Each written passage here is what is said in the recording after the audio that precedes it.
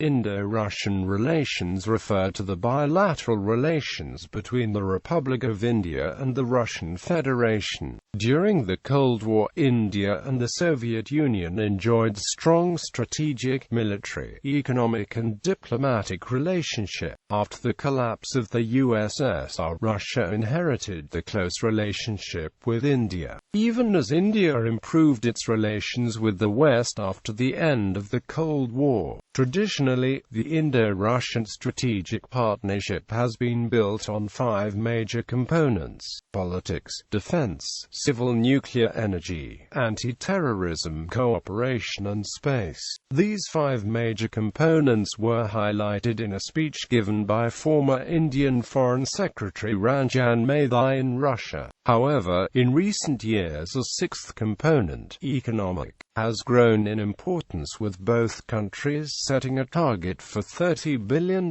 in bilateral trade by 2025. In order to facilitate this target, both countries are looking to develop a free trade agreement.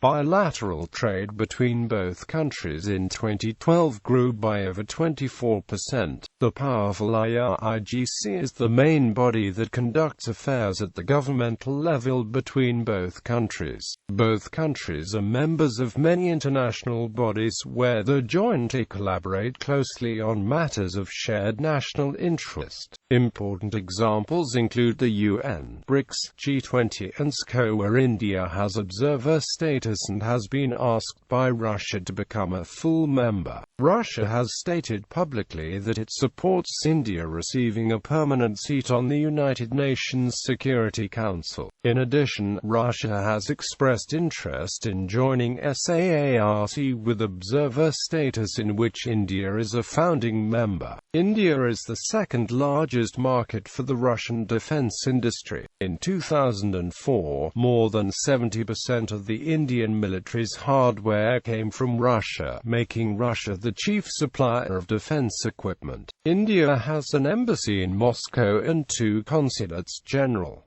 Russia has an embassy in New Delhi and 4 consulates general. According to a 2014 BBC World Service poll, 45% of Russians view India positively, with only 9% expressing a negative view.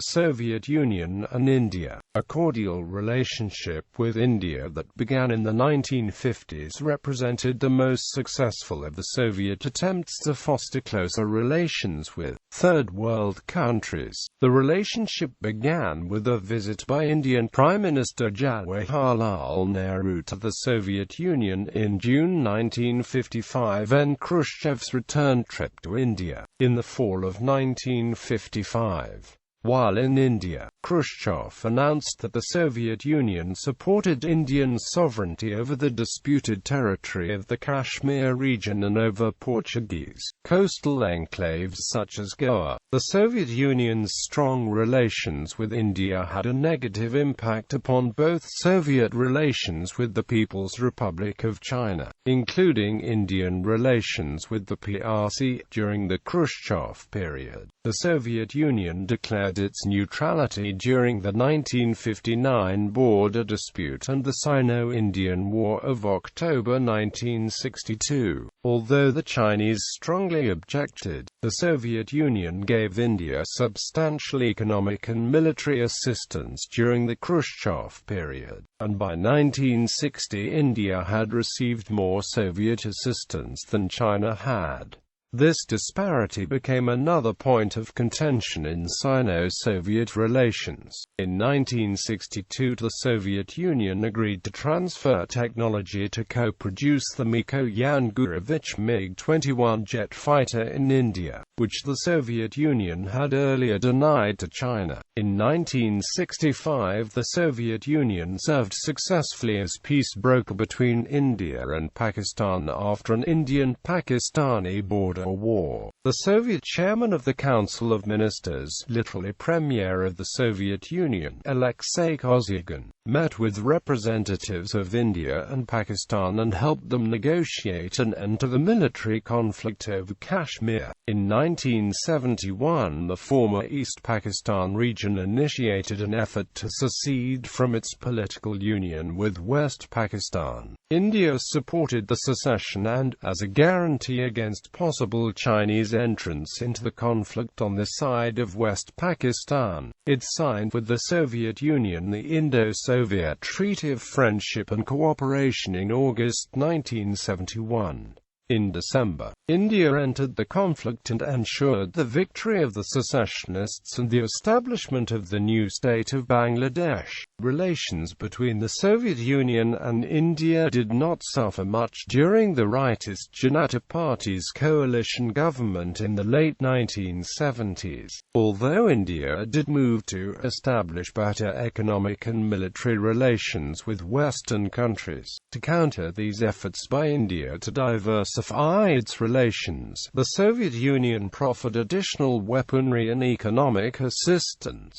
During the 1980s, despite the 1984 assassination by Sikh separatists of Prime Minister Indira Gandhi, the mainstay of cordial Indian-Soviet relations, India maintained a close relationship with the Soviet Union, indicating the high priority of relations with the Soviet Union in Indian foreign policy. The new Indian Prime Minister, Rajiv Gandhi, visited the Soviet Union on his first state visit abroad in May 1985 and signed 2 long-term economic agreements with the Soviet Union. In turn, Gorbachev's first visit to a Third World state was his meeting with Prime Minister Rajiv Gandhi in New Delhi in late 1986. Mikhail Gorbachev unsuccessfully urged Gandhi to help the Soviet Union set up an Asian collective security system. Gorbachev's advocacy of this proposal, which had also been made by Leonid Brezhnev, was an indication of continuing Soviet interest in using close relations with India as a means of containing China. With the improvement of Sino-Soviet relations in the late 1980s, containing China had less of a priority, but close relations with India remained important as an example of Gorbachev's new Third World policy.